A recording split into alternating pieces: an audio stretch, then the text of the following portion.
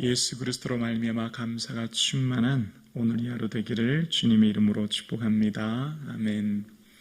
감사, 무엇을 감사할 것인가는 그 사람이 무엇을 가치 있게 여기는가에 결정되지요. 그 사람이 평소에 무엇을 중요하게 여기는가가 그 사람의 삶의 감사로 드러나지 않습니까? 사도 바울이 오늘 삶에 내 삶의 가장 큰 감사를 이야기하는데요.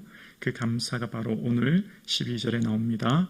나를 능하게 하신 그리스도 예수 우리 주께 감사함은 나를 충성되이 여겨 내게 직분을 맡기심이니라고 이야기합니다. 감사의 제목이 나를 충성되이 여겨 간주하셔서 직분을 맡기셨다는 겁니다.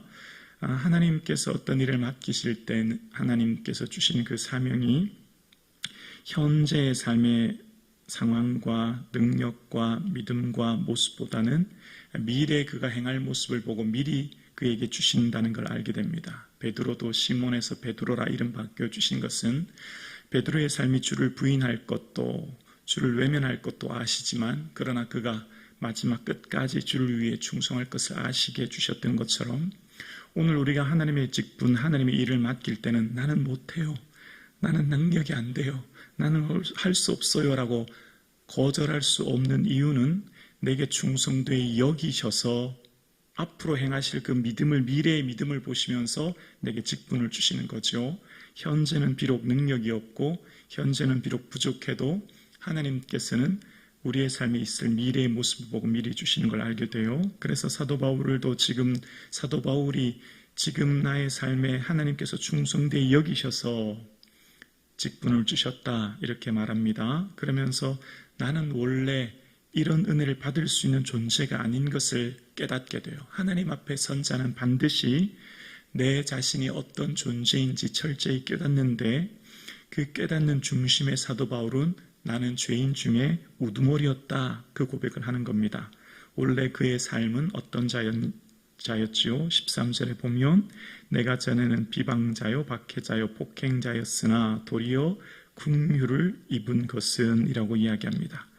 하나님 앞에 예수 그리스도 그 스데반을 죽을 때 앞장섰던 자 아닙니까? 그런 박해자, 그럴 때 주님께서 바울아 내가 어찌하여 나를 박해하느냐라고 하셨던 그 음성을 듣지요. 그리고 그는 오히려 하나님 앞에 긍휼을 얻게 됩니다. 그러므로서 주께서 주시는 놀라운 은혜를 받게 되고 이제 오늘 본문에 비로소 복음의 진수, 신구약 성경을 모두 합친 내용이 오늘 본문 15절에 나옵니다.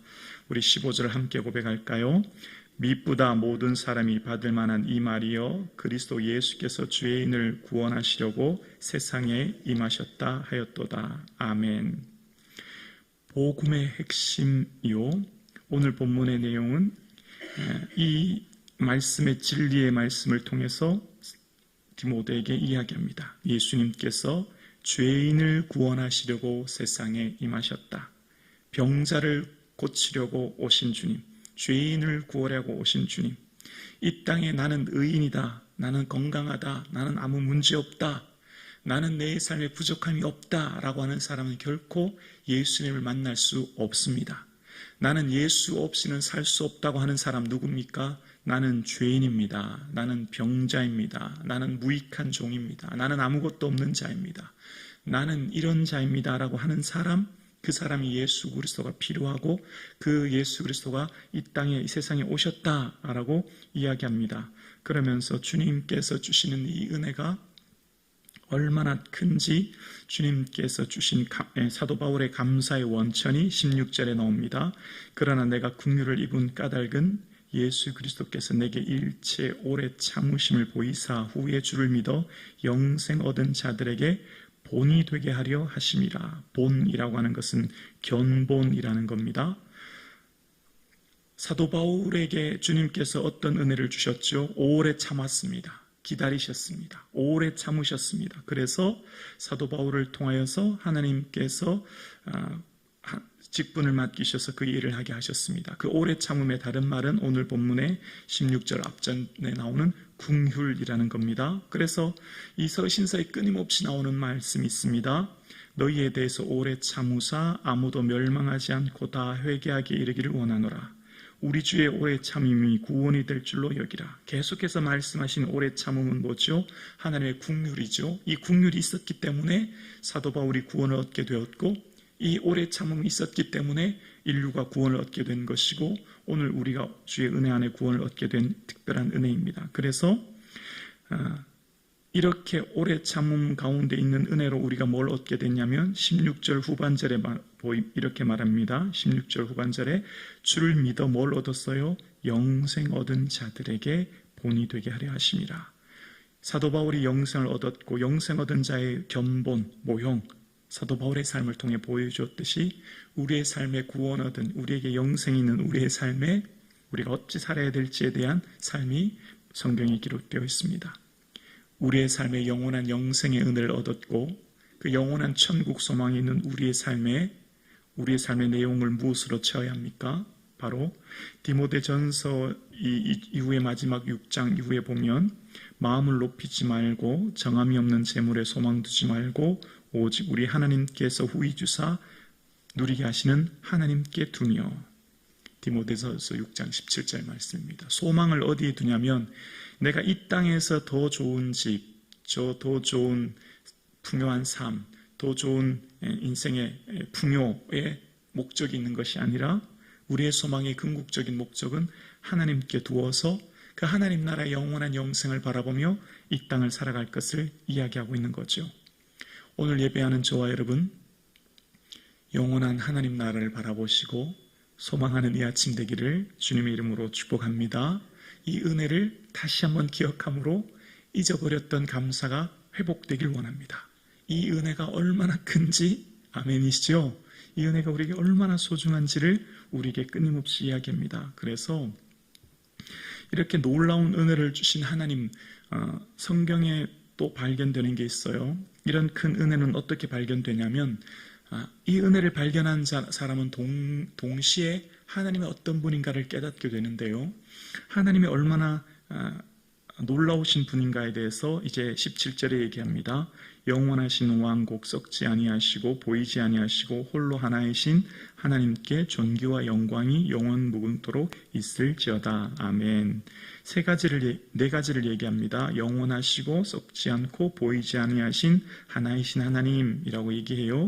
그리고 더 추가로 디모데전서 6장 16절 이하에 보면 그에게만 죽지 아니함이 있고 또 빛에 거하시고 어떤 사람도 보지 못한다. 7가지 하나님의 그 고유한 속성, 하나님은 어떤 분인가를 이야기하면서 공통점 한 가지가 있습니다. 하나님만 죽지 않는다. 다른 말은 뭐예요? 우리는 다 결국은 죽는다는 겁니다. 우리는 이 땅에 하나님은 썩지 아니하시는 분이다. 우리는 무슨 말이죠? 우리는 다 썩을 존재이다. 하나님은 보이지 않는 분이다. 우리는 어떤 존재이죠? 우리는 보이는 존재입니다. 그러니까 보여지는 이 땅의 육신과 이 땅의 세상 만물과 이 땅의 모든 것들은 다 이후에 사라질 것임을 이야기하면서 결국 죽지 아니할 영원하신 하나님께 우리도 나아가는 은혜를 입었다. 그 영생의 은혜를 우리가 입었다라고 이야기하는 겁니다. 이 놀라운 은혜, 이 놀라운 은총, 이 놀라운 은혜를 우리가 받았음을 오늘 본문은 우리에게 이야기합니다. 영생의 은혜를 주신 하나님의 은혜에 감사가 넘치는 이 아침 되기를 소원합니다. 그러면서 이제 하나님이 어떤 분인가를 이야기한 다음에 바울은 이 아직은 어린 젊은 나이에 에베소에 두고 온 디모데에게 이제 권면의 말을 하는데요. 어떤 권면을 하냐면 18절과 19절이죠. 아들 디모데야, 내가 내게 이 교훈으로서 명하노니 전에 너를 지도한 예언을 따라 그곳으로서 선한 싸움을 싸우며 19절에 믿음과 착한 양심을 가지라. 어떤 이들은 이 양심을 버렸고 그 믿음에 관하여 파선하였느니라. 디모데야, 선한 싸움 싸워야 된다. 그리고 믿음과 착한 양심 가져야 돼. 이제 그 얘기를 오늘 본문에 하는 겁니다.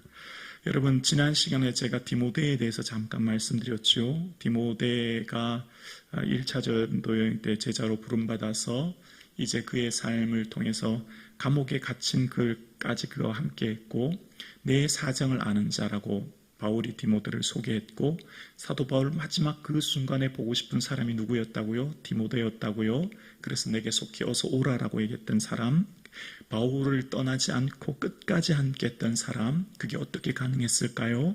바로 거짓 없는 믿음 때문이었습니다.